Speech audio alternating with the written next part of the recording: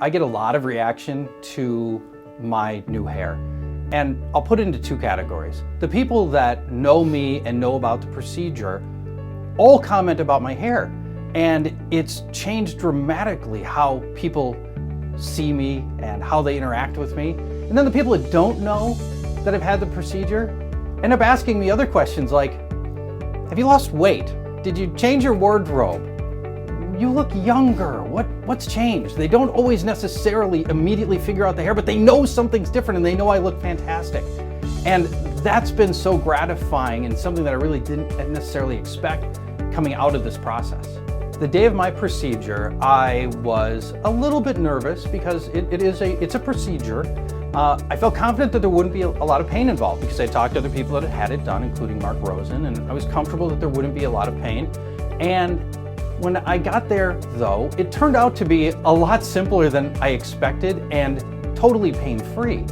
The procedure itself, for me, and everybody's different, lasted about 90 minutes. I watched a movie for most of the procedure. I got done, and my recovery timetable was super fast. And so for me, the full day of the procedure, while I walked in maybe feeling a little bit apprehensive, I walked out feeling really good about the procedure, and heck, it was less discomfort than I typically get at the dentist.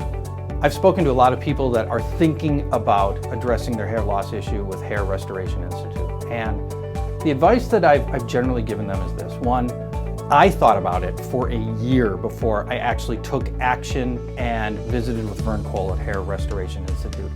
And it was a lost year. And my hairline didn't get any better in that year, and I really could have done this a lot earlier and gotten to the results that I've got right now that much sooner. But I understand the hesitation. There's a lot of unknowns. This isn't something that people normally do every day. You don't always know people that have done this. And so it just took a little while for me to really get comfortable with it and the fact that I could get really good results. Had I known I was going to get this kind of result, boy, I would have done it a lot sooner. And there's a process that's involved. You need to do the procedure, there's a recovery timetable, and then your hair needs to grow back in. So you don't walk out the door the next day and suddenly you've got your full head of hair. But 3 months later, 6 months later, 9 months later, you've got a totally new hair situation than you had before, and it's so much better, and it's such a dramatic improvement. It opens up so many new opportunities, from hairstyling to haircuts, and just the overall confidence that you get, and just the look that you want, the person that you want to wake up in the morning and see in the mirror. Those are all the things that change, and things that in some cases money can't buy. I dialed back the clock a decade with my procedure, and I just wish I had done it sooner.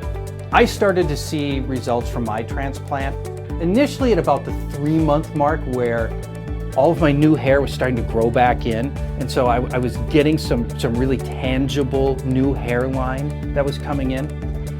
By about 6 months, it had grown into the point that my new hair was about as long as my existing hair had been. And by the time we got to 9 months, it was all the same. And it looks like it does now, where everything matches and it's all filled in and it looks fantastic. So I think you sort of get it in gradual stages, and you don't walk out the door with new hair right after the procedure. It takes time. You're growing new hair, but it's permanent. It's for the rest of your life and it's maintenance free. So who cares about 3 months, 6 months? This is the rest of your life.